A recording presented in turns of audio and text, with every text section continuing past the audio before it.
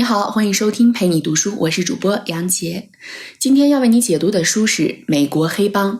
下面我们会用大概10分钟的时间，简单的介绍一下这本书。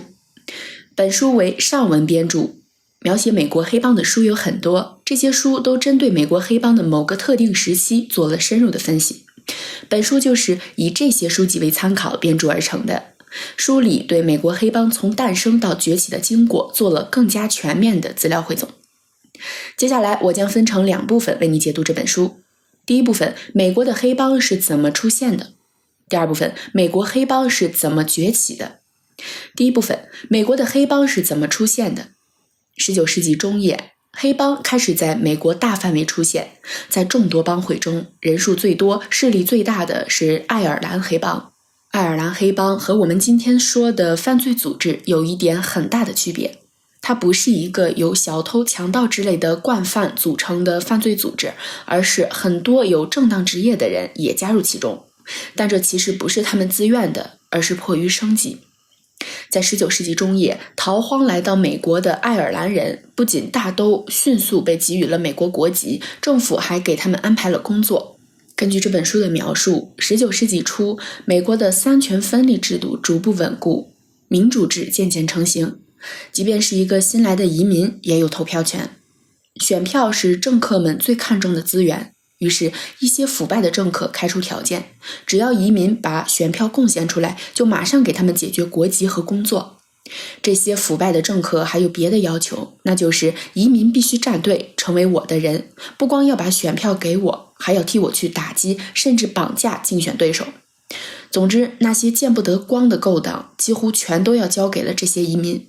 久而久之，每伙政客的手下都有自己的一群兄弟，这些被政客组织起来的团伙就是美国最初的黑帮。按照政客们的如意算盘，黑帮只是临时的地下打手，等到将来大权在握，随时卸磨杀驴，一切尽在掌握。但是20世纪初，这个如意算盘被另外一伙突然崛起的犯罪团伙给打破了，这就是来自意大利的黑手党。黑帮泛指有组织的犯罪团伙，而黑手党是一个起源于西西里的犯罪团伙。这个团伙本来叫马菲亚，在西西里语是避难所的意思，后来马菲亚这个词被咱们翻译成了黑手党。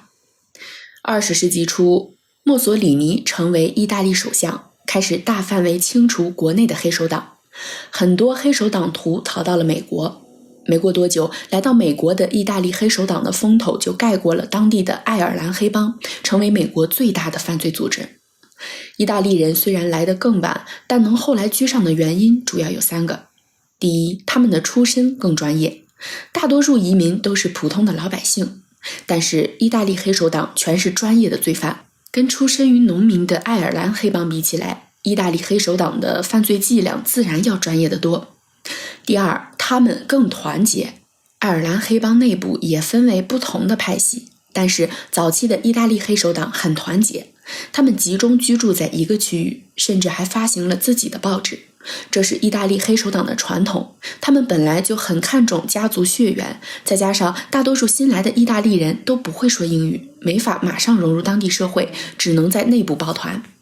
第三，他们的排外性，他们不允许向帮派之外的任何人透露帮派里的任何事，尤其不能和警察说，一旦违反，就算跑到天涯海角，黑手党的杀手也会找上来。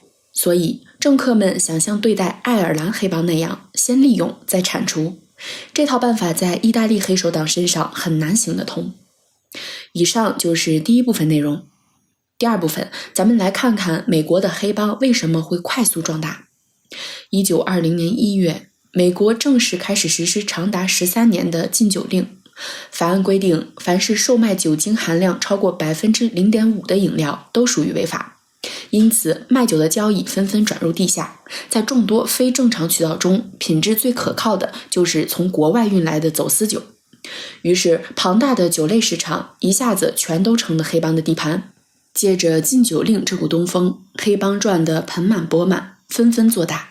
这场争夺战最后到结盟有2个关键人物，一个叫阿尔·卡彭，另一个叫卢西安诺。咱们先说阿尔·卡彭，他绰号芝加哥之王，著名影星阿尔·帕西诺曾经演过一部电影叫八面煞星，原型就是阿尔卡彭。在全美的众多黑帮中，阿尔卡彭的势力最大。卡彭壮大的主要原因还是禁酒令，毕竟酒的市场太大了，除非你把全世界的酒都消灭光，否则只要需求存在，人们一定会想方设法满足它。当政府彻底掐断合法的途径，这就必定会激发出一套非法的犯罪网络，而且酒类的走私市场非常庞大，这就让越来越多的人参与进来。一方面壮大了犯罪组织，另一方面频繁的交易也让这套犯罪模式越来越成熟。但黑帮联盟却不是卡彭发起的，而是其他黑帮为了消灭卡彭而发起的。因为卡彭做了一件事，让黑帮一下成了美国的全民公敌，这就是美国黑帮史上最大的惨案之一——情人节大屠杀。1929年情人节，在一个汽车维修厂，卡彭让手下乔装成警察，以搜查为名，让途经此地的另一个帮派成员排成一排，靠墙站好，将他们全部射杀。这桩惨案震惊了美国，尤其卡彭还是乔装成警察下的手，这更让政府震怒。当时的美国总统胡佛公开发表声明，要彻底剿灭黑帮。一些黑帮头目商量了一下，决定召开全美有史以来第一次黑帮峰会。在会上，全美的黑帮头目一起来劝说卡彭。这场会议的召集人就是第二个关键人物卢西安诺，他是纽约的黑手党头目，绰号幸运小子，跟卡彭的交情非常好，本身势力也很大。卢西安诺就在众人的推举下，成了首届黑帮峰会的召集人。1929年5月，首届全美黑帮峰会在新泽西州的大西洋城召开。会上主要确定了3件事：第一，平息恩怨，黑帮之间尽量和平共处，不再厮杀，而卡彭迫于众多帮派的压力，同意去自首。第二，组建全美黑帮联盟，组织结构类似董事会，卢西安诺作为董事会主席，其他24个黑帮家族作为联盟董事。同时，联盟规定禁止做出任何引起公愤的事情，比如不许杀警察和政府公务人员，不许贩毒等等。第三，确立未来的业务方向。大家都知道，禁酒令不可能永远持续。禁酒令结束之后，每个家族应该做什么生意，谁负责色情业，谁负责地下赌场，在哪一带活动，都是黑道峰会上确定下来的。黑道峰会结束之后，卡彭进了监狱，象征性的被关了1年。而卢西安诺开始掌控全美黑帮协会，人们也把他称为现代有组织犯罪之父。到这里，我们可以划定一个节点，黑帮联盟的出现标志着美国的犯罪组织彻底扎下了根。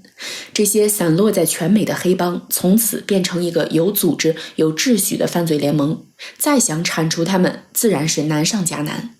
在此后的半个多世纪，美国政府掀起了很多次打击黑帮的活动，直到今天，和犯罪组织之间的战争仍然在继续。以上就是美国黑帮的主要内容，感谢关注陪你读书，欢迎点赞分享，同时可以打开旁边的小铃铛，陪你读书的更新会第一时间提醒你。我是主播杨杰，我们下期再会。